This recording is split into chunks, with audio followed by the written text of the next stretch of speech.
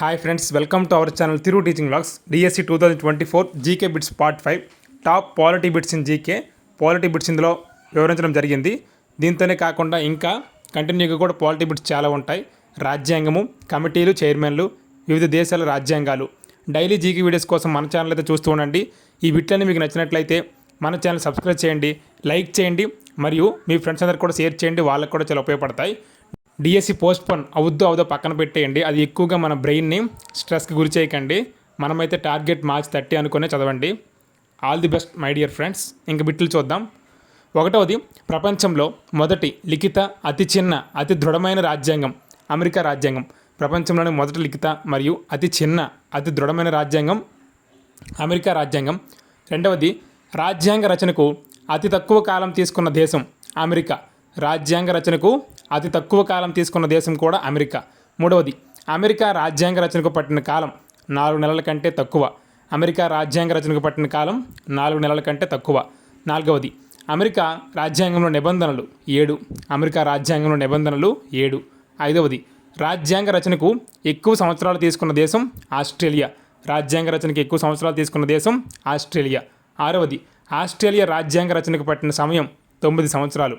Australia రాజ్యాంగ రచనకు పట్టిన సమయము 9 సంవత్సరాలు.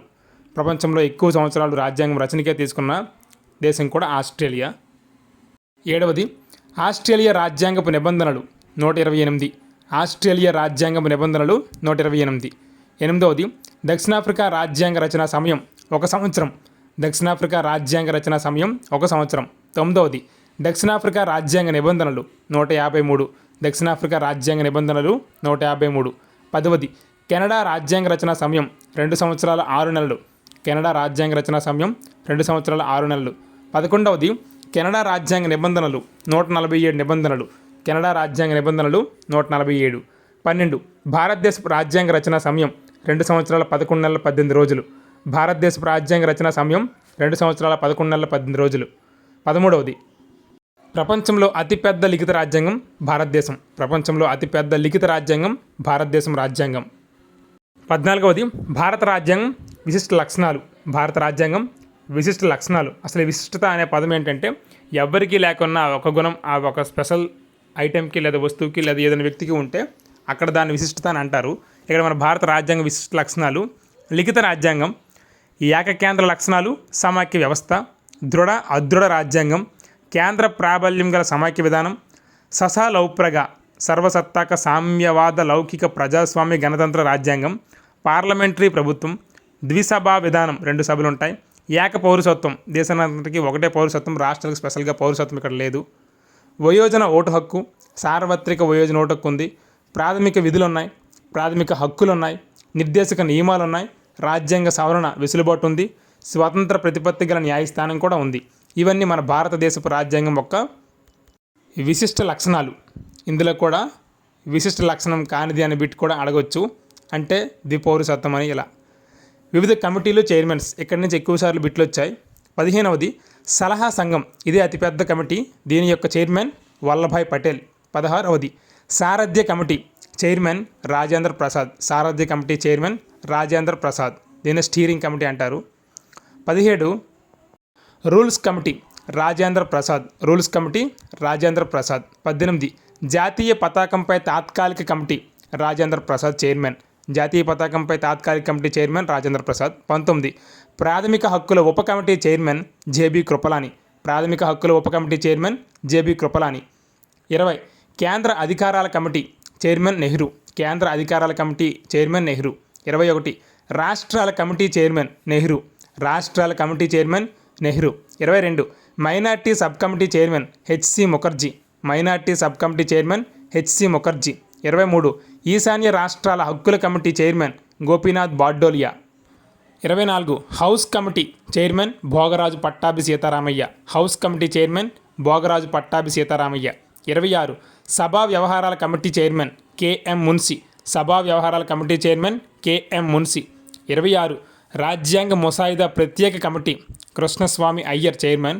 రాజ్యాంగ ముసాయిదా ప్రత్యేక కమిటీ చైర్మన్ కృష్ణస్వామి అయ్యర్. ఈ కమిటీల నుంచి కన్ఫామ్గా ఒక బిట్ అయితే ఎక్కువసార్లు వచ్చే ఛాన్స్ ఉంది కాబట్టి ఇవి బాగా గుర్తుంచుకోండి. 27వది, మన దేశపు రాజ్యాంగ పరిషత్ ముసాయిదాను 115 రోజుల్లో తయారు చేసింది. మన దేశపు రాజ్యాంగ పరిషత్ ముసాయిదాను 115 రోజుల్లో తయారు చేసింది. 28 రాజ్యాంగ ముసాయిదా ప్రచురణ 1948 ఫిబ్రవరి 21. రాజ్యాంగ ముసాయిదా ప్రచురణ 1948 ఫిబ్రవరి 21. 29 రాజ్యాంగం రాసే పని 1949 నవంబర్లో పూర్తయింది. రాజ్యాంగం రాసే పని 1949 నవంబర్లో పూర్తయింది. రాజ్యాంగాన్ని ఆమోదించిన తేదీ 1949 నవంబర్ 26. రాజ్యాంగాన్ని ఆమోదించిన తేదీ 1949 నవంబర్ 26. అదే రాజ్యాంగ దినోత్సవం. 31 రాజ్యాంగ పరిషత్ చివరి సమావేశం 1950 జనవరి 24. రాజ్యాంగ పరిషత్ చివరి సమావేశం 1950 జనవరి 24. 32 భారత రాజ్యాంగం అమలు 1950 జనవరి 26. అదే మనకి గణతంత్ర దినోత్సవం. భారత రాజ్యాంగం అమలు 1950 జనవరి 26. అదే మనకి రిపబ్లిక్ డే. 33 1950లో రాజ్యాంగంలో అధికరణలు 395. 1950 రాజ్యాంగంలో అధికరణలు 395. 34 1950 రాజ్యాంగంలో షెడ్యూల్స్ 8. 1950 రాజ్యాంగంలో షెడ్యూల్స్ 8. 35 1950 రాజ్యాంగంలో భాగాలు 22. 1950 రాజ్యాంగంలో భాగాలు 22. 395 అధికరణలు, 8 షెడ్యూళ్ళు, 22 భాగాలు. 36 ఏ ప్రభుత్వ చట్టం ఆధారంగా భారత రాజ్యాంగం రూపొందించారు? 1935 భారత ప్రభుత్వ చట్టం. ఏ ప్రభుత్వ చట్టం ఆధారంగా భారత రాజ్యాంగం రూపొందించారంటే 1935 భారత ప్రభుత్వ చట్టం. 37 1935 భారత ప్రభుత్వ చట్టంలో ఎంత శాతం అంశాలు రాజ్యాంగంలోకి కలవు? 75%. 1935 భారత ప్రభుత్వ చట్టంలో 75% అంశాలు మన రాజ్యాంగంలో కలవు. నెక్స్ట్ బిట్ 38 భారతదేశాన్ని రాష్ట్రాల యూనియన్గా వర్గీకరించింది భారత రాజ్యాంగం. భారతదేశాన్ని రాష్ట్రాల యూనియన్గా వర్గీకరించింది భారత రాజ్యాంగం. 39 రాజ్యాంగ నిర్మాణపు ఖర్చు 64 లక్షలు. రాజ్యాంగ నిర్మాణపు ఖర్చు 64 లక్షలు. ఇప్పుడైతే 64 కోట్లు అవ్వచ్చేమో. 40 భారత రాజ్యాంగం నిర్వచనాలు ఇచ్చినది. అర్ధ సమాఖ్య అని నిర్వచనం ఇచ్చింది కేసీ వేర్, డిడి బసు. అర్ధ సమాఖ్య నిర్వచనం ఇచ్చింది కేసీ వేర్, డిడి బసు. 41 ఐరావతం అని నిర్వచనం ఇచ్చింది హెచ్వి కామత్. ఐరావతం, హెచ్వి కామత్. 42 న్యాయవాదుల స్వర్గం అని నిర్వచనం ఇచ్చింది ఐవర్ జెన్నింగ్స్. న్యాయవాదుల స్వర్గం ఐవర్ జెన్నింగ్స్. ప్రపంచంలోనే అత్యుత్తమ రాజ్యాంగం నిర్వచనం ఇచ్చింది కూడా ఐవర్ జెన్నింగ్సే. 44 సర్దుబాటు సమాఖ్య అనే భారత రాజ్యాంగం నిర్వచనం ఇచ్చింది ఐపి గోయల్. సర్దుబాటు సమాఖ్య ఐపి గోయల్. 45 భారత రాజ్యాంగాన్ని సహకార సమాఖ్యగా వర్గీకరించినది DS Banerjee, Morris Jones, Paul Appleby. సహకార సమాఖ్యగా వర్గీకరించింది DS Banerjee, Morris Jones, Paul Appleby. 46 అందమైన అతుకుల బొంతగా భారత రాజ్యాంగం నిర్వచించింది గ్రాన్ విల్లే ఆస్టిన్.